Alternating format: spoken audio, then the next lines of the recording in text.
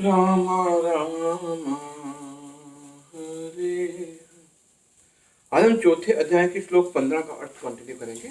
प्राचीन काल में समस्त मुक्त आत्माओं ने मेरी दिव्य प्रकृति को जान करके ही कर्म किया, अतः तुम्हें चाहिए कि उनके पद चिन्हों का अनुसरण करते हुए अपने कर्तव्य का पालन करो।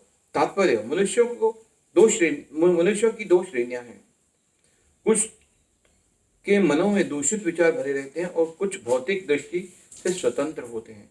कृष्ण भाव अमृत इन दोनों श्रेणियों के व्यक्तियों के लिए समान रूप से लाभप्रद है।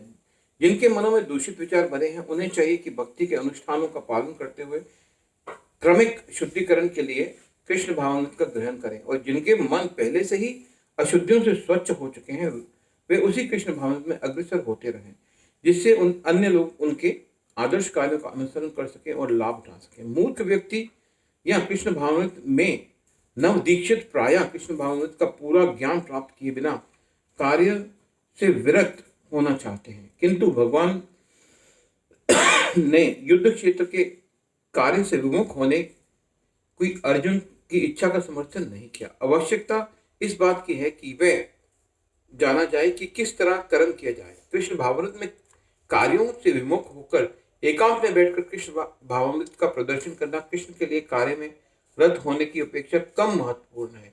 यहाँ पर अर्जुन को सलाह दी जा रही है कि वह भगवान के अन्य पूर्व शिष्यों यथा सूर्यदेव विवस्वान के पद चिन्हों का अनुसरण करते हुए कृष्ण भावामृत में कार्य करे, अतः वे उसे सूर्यदेव के कार्यों को संपन्न करने के लिए आदेश देते हैं, जिसे सूर्यदेव ने उसे लाखों वर्ष पूर्व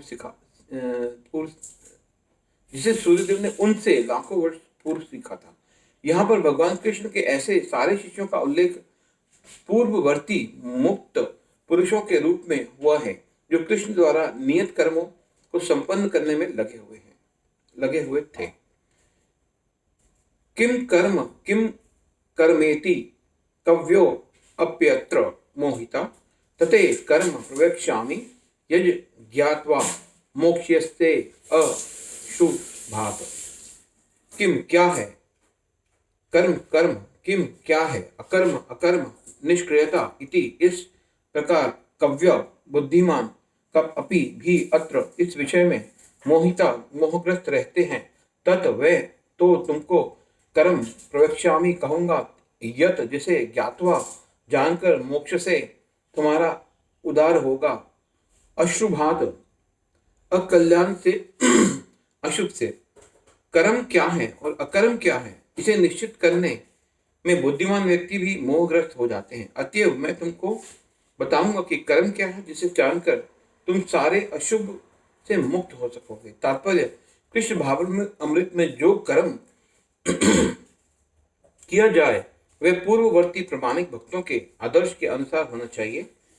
इसका निर्देश 15वें श्लोक में किया गया है।